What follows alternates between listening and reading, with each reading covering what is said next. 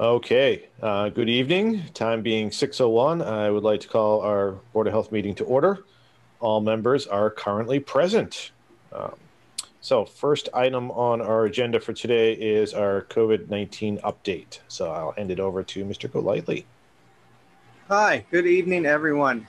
COVID numbers continue to climb, and frankly, if I'm being 100% honest with you, I am growing more and more concerned that we are headed towards more conditional lockdowns or closing events if we don't turn a corner rapidly. Yesterday, there was 2,900 reported cases. That is the most that I can remember in a very, very long time. I do want to point everybody in the direction that the last 2 weeks, the vast majority of cases, 6,400 of them to be precise, are under the age of 19. 11,000 of the cases over the last 2 weeks have been under the age of 30. I don't like to speculate, but I'm sure that has something to do with more openings, the weather turning for the better, and the different variants. Also, the elder population now, I'm hoping, is more the vaccinated population, and that the vaccines are offering them a level of protection that they wouldn't otherwise have. So how do we stop this rise? We don't have gatherings. We wear our masks. We get our vaccines as soon as we are eligible. Lindsay and I are still updating the amount of cases in the town, but it's hovering around 60. We had a lot of cases come on and off today, and we were doing shots today, so these numbers are kind of in flux right now. But the 2,900 number from the state yesterday evening and our continued rise is really concerning for me. So I encourage everyone to get vaccinated as soon as you possibly can, and to continue to wear your masks and wash your hands and wash your distance as best as you can. And now we have to remember that school is open for a larger population. So we'll have larger populations closer together. So now is the time to be ever vigilant. And the numbers are very concerning. I have to be honest with you. I am still cautiously optimistic that we are on the downslope of this, but when I see 2,900 cases in the state, it's cause for concern. Anybody any questions about COVID I can answer? And are we concerned about symptomatic or like sick people going back out again? That's something that we really got to caution against. Always, please remember, if you're symptomatic at all, stay home. Everything is COVID until proven otherwise. Also, stay home if you're pending a test result. Walking around with a pending test result just means that we have to quarantine more people should you test positive or your tests are inconclusive, whatever the case may be. So stay home with your pending test result. Stay home if you're symptomatic. Adhere to the quarantine guidelines. That really makes our lives collectively as a society, as a town, but easier, honestly. We get to go places and do things. And Abington's currently in the red. Did we ever determine if was it 3 weeks in the red and then additional restrictions are coming in? I believe it's 3 weeks in the red and additional restrictions will come in. All right, so I'm cautiously optimistic that we will not be in the red for 3 weeks. I know I keep saying that, but I really have to keep trying to look on the bright side of this, or I'm going to go crazy. Go get your shots, please. I'm begging you. Go get your shots. Yeah, there's additional. They moved it to a new phase today, correct? Yes, age 55 and over with one comorbidity, along with a bunch of essential workers and teachers, are now eligible for the vaccine. The pre-registration link is on the mass.gov website. If you have any problems with the computer, call us and we'll do it for you in the office. Also, I continue to plug our homebound program. We have Johnson & Johnson available for homebound people that can't get out to the vaccine sites. All they have to do is call us or call the state's line, and they will connect you with us, and we will get you on our list. And Lindsay or Sarah or one of our paramedics or some combination of all three or both will go to your house and vaccinate you there if you have some mobility issue. Not a temporary mobility issue. Just, when you call, there'll be some screening processes, but we'll do our best to get out there to you. Awesome. Anybody else have any questions for Marty on our COVID-19 update? Christina has a question. Not a question, but just kind of general awareness. The mass.gov website, if you are not eligible right now, but you go to the site and fill out the questions, they will put you on like a text list and they will text you when you become eligible. So there's really no reason to wait until you're eligible. And it'll also go through different parameters on like the criteria. For example, something I didn't know and I just learned is if you are a previous or former smoker, that is a criteria that people that might not be in the right age range can list. So it's just kind of a general encouragement that you might not be eligible now, but go to mass.gov, sign up, and they'll text you when you do become eligible so it doesn't like slip off the radar. That is good to know. Thank you, Christina. All right, moving on to our next agenda item. I'm sorry, Chris, can I just one more quick plug? I'm looking at my notes, forgive me. Yes. Nope, go right ahead. So as part of the COVID-19, we are continuing with, if I could just talk about vaccinations as part of our COVID-19 update, because that's clearly a relevant topic to COVID-19. I know I say this every time we meet. I am still continuing to advocate fiercely, and I will not stop advocating for vaccines to be delivered at the local level by your trusted community members, our subject matter experts, our paramedics, our nurses in town. That's not going to stop. I'm not going to stop doing that. We are having a second dose clinics this week, and if everything shakes out, we might have some good news coming in the future for a regional collaborative. I'm not at liberty to discuss all of the parameters and all the things that we're doing, but the work continues toward that route. I still think very strongly that vaccines should be delivered in town so that people don't have to travel all over the state to get them. So I just wanted to touch on that. And I talked about the homebound thing. All right, sorry. Oh, thank you. Okay, so our next item, and I think this is going to be Marty too, is update on trash contracts. So have at it. So I just want everybody to be aware that we are meeting with 3 of the haulers who submitted 3 of the better contract bids this week, tomorrow. And I sent everybody the timeline from the RFP. And we're going to try very hard to adhere to that timeline. Sorry, I'm looking at my notes as I talk. And one of the things that is on us to do is to go over results or recommendations to the town manager by April 10th, and our contract awarded by the 19th. But that is always something that we can amend. We can set out an amendment or an addendum saying that we're going to do it a little later, as if there's a trash working group that we want to put together to talk about that too. But that is ongoing. I don't expect any service disruptions on July 1st when our old contractor transitions to our new contractor, or it might be the same contractor, whatever the case may be. Our goal is to have this done as soon as humanly possible, so it is not something that we have to worry about on July 1st. And we are trying to do it as open and as honest as we can, obviously, because that's our goal. And I want to make sure that we get a good value for our money. So I'm working very closely with the town manager and the procurement officer, assistant town manager, to make sure that we're doing everything that we can. And Angela, the assistant, has been done a great job of this, and we've had some help from our DEP rep, Todd Kep, who's been a gold mine of information. So I will have another update. Hopefully I'll have another, I'll be able to tell you who we have decided to recommend pushing forward at the next meeting. And if anybody have any questions to that, please call the office, and I'll do the best I can to send you all of the information I have.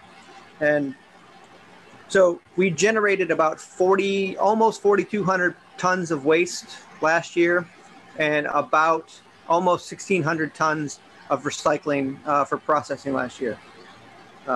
Those numbers, waste is always going to be about $100, give or take. A couple bucks here, a couple bucks there. Recycling is going to be the market price, which is usually about $100 too. So if you do that simple math, you can almost do it in your head. That's about $500,000 and some change right off the top. And then the contractor services on top of that. and I believe the override totaled about 1.2 million. I'd have to double check that. I don't have that one in front of me, but that's the numbers we're working with. We're working with a couple haulers. Hopefully I'll have more. We're doing everything we can to get the best possible product for the town. Yeah, and I will be very happy when that contract is signed and over. Yes. One less.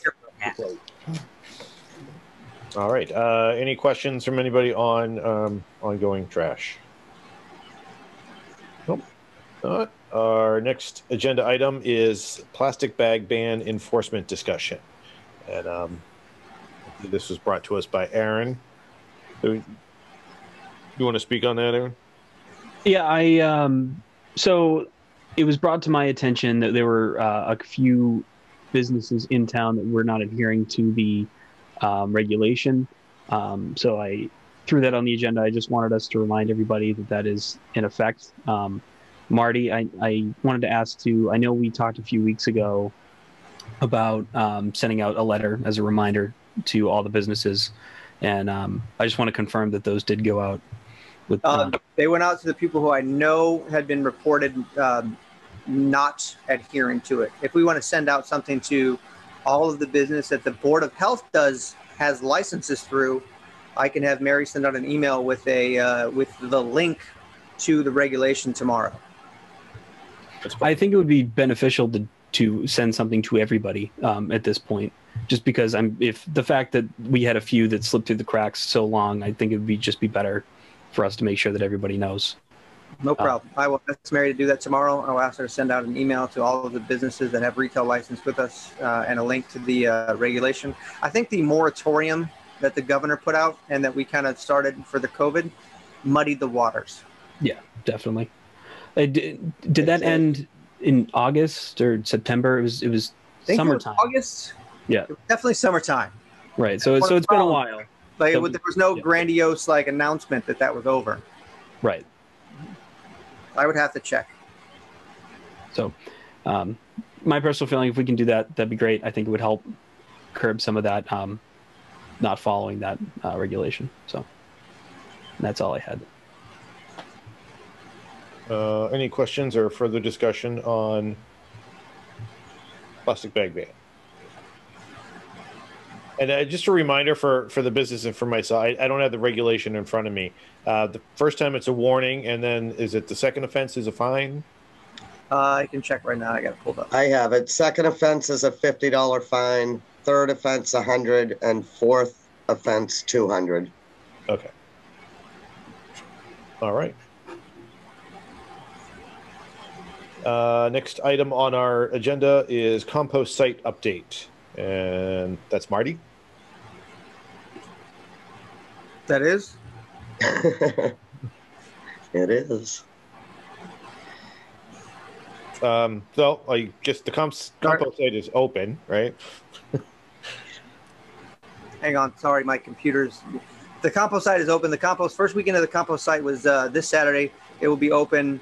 Our schedule is up on the website. And a friendly reminder that we take mattresses, electronics for recycling, scrap metal, and leaves and yard waste. We do not take batteries. We do not take paint. We do take propane tanks.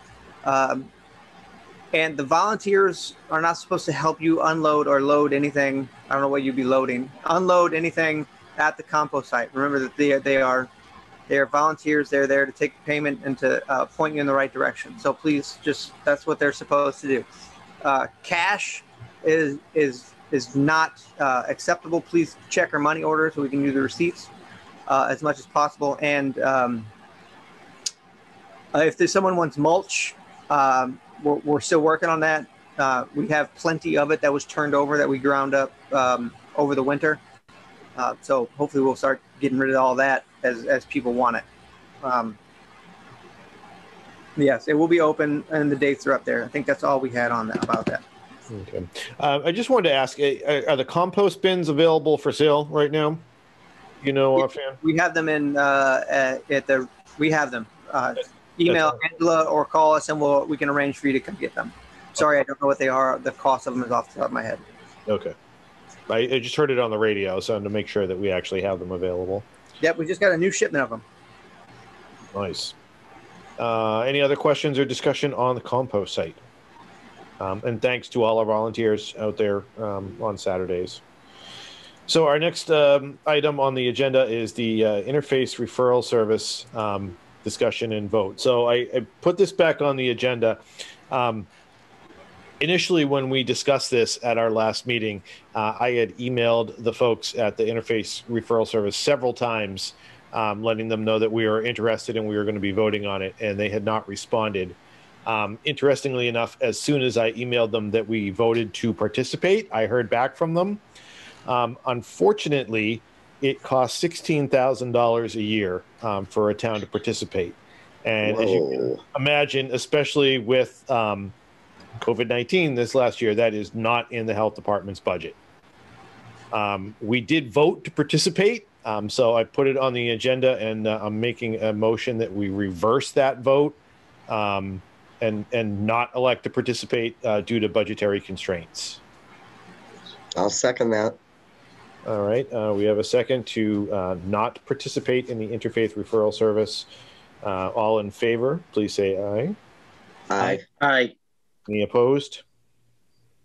All right, that passes unanimously. So we'll look into other things in the future, but that's unfortunately definitely not within our budget. So thank you. It was a good thought. Thank you. Yeah. Yeah, I apologize to anyone that was excited about that. And I went back on the website. There is literally nothing on the website indicating that it's that costly to join. Otherwise, Jeez. Wow. The next item on our agenda is autism awareness. I'm going to throw that over to Mr. Haggerty. All right. Thank you, Chris. No, I just wanted to not go too long, but I just wanted to say April is known as Autism Awareness Month. That's why I'm wearing blue and wear my puzzle piece. It's to create awareness and acceptance of autism. It's kind of personal for me. I'm on the autism spectrum, having Asperger's.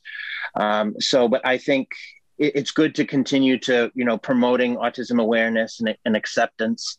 1 in 54 children in the United States are actually diagnosed with autism, as we speak, and things like that. And I think it's good to have the dialogue. Thank you, Alex.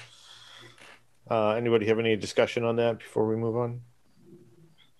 All right. Thank you, Alex, for bringing that up and increasing awareness. So the last item on our agenda for today is our meeting minutes for March 15th. We just need a vote to approve those. I'll make a approve those minutes. All right, we have a motion. It's a race on Zoom. I know, right? I'll second it. All right. All in favor of approving our 3:15 minutes, say aye. Aye. Aye. Any opposed? None opposed. Minutes are passed. That's all we have on our agenda for today. Before we make the motion to adjourn, I just want to mention our next meeting will be the last meeting of this current board in its current form. One of us will definitely no longer be on the board, and 2 or more of us may or may not. So I would like, if everybody's comfortable, to meet in person, because we haven't seen each other for quite some time, practicing all proper social distancing, but I'd like to have our last meeting in person if possible. And with that said, if anybody's got a motion to adjourn this meeting. I'll motion to adjourn.